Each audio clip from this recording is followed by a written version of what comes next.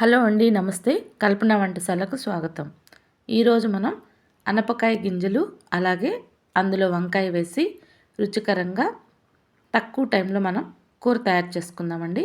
దీనికి ముందుగా మనం పచ్చి అనపకాయలు తీసుకొని ఈ విధంగా గింజలు ఒలిచిపెట్టుకోవాలి. ఇందులోకి 6 కానీ 7 వంకాయలు, 2 టమోటాలు, 1 ఉల్లిపాయ తీసుకొని కట్ చేసుకొని కరివేపాకు కూడా వేసుకోవాలి.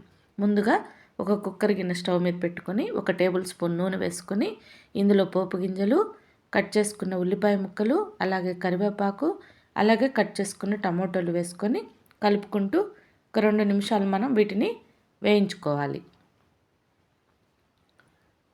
ఇప్పుడు ఇందులో వంకాయలను కట్ చేసుకొని ఉప్పు నీళ్ళలో వేసుకున్న తర్వాత వంకాయలను మాత్రం తీసి కుక్కర్ గిన్నెలో వేసేసుకోవాలి.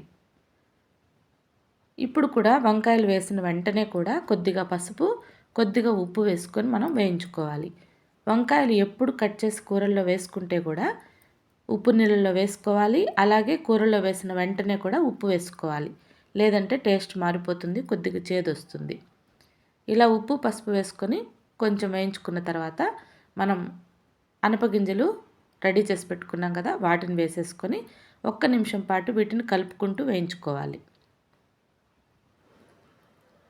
మనం అనపగింజలు పచ్చి వేసుకున్నాం కదా, ఇలా కలుపుకుంటూ 1 నిమిషం వేయించుకుంటే మనకి అనపగింజ కూడా కూరలో తినేటప్పుడు రుచిగా ఉంటుంది. ఇప్పుడు ఇందులో మనం 2 స్పూన్ల ధనియాల పొడి, కారానికి సరిపడా 2 టీ స్పూన్లు కారం పొడి 2 వేసేసి మరొకసారి దీన్ని మనం కలిపేసుకోవాలి.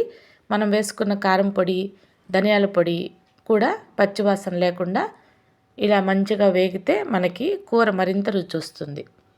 సో మనం వేసుకున్న ధనియాల పొడి, కారం పొడి బాగా అన్నిటికీ పట్టే విధంగా కలిపేసుకున్న తర్వాత ఇందులో మనం తగినన్ని నీళ్లు పోసుకొని ఈ గింజలను ఉడికించుకోవాలి.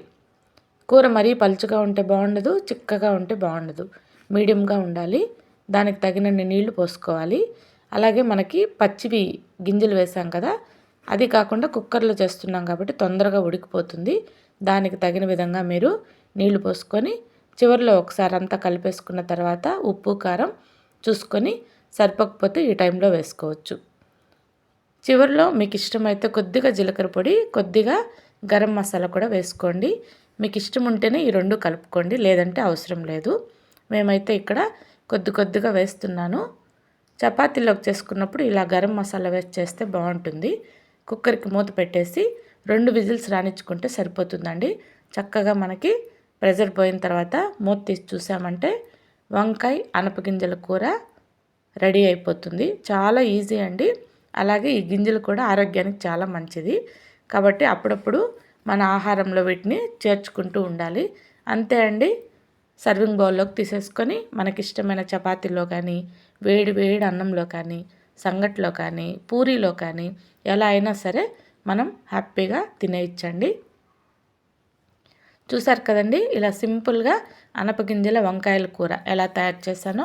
మీకు నచ్చినట్లయితే లైక్ చేసి, షేర్ చేసి, సబ్స్క్రైబ్ చేసుకొని మన ఛానల్లో ఉన్న మిగతా రెసిపీస్ అన్నీ కూడా చూడండి. మరో టేస్టీ రెసిపీతో మళ్ళీ కలుద్దామండి. మీరు లైక్ చేయడం వల్ల మాకెంతో ఉపయోగకరం అండి. కాబట్టి చూసిన వెంటనే అలా కామ్గా ఉండకుండా లైక్ చేయండి. మీకు తెలిసిన వాళ్ళకి షేర్ చేయండి, అది మాకు హెల్ప్ఫుల్ అవుతుంది. ఓకే అండి, లైక్ చేసి, షేర్ చేసి, సబ్స్క్రైబ్ చేసుకోండి. Thank you for watching. Bye అండి.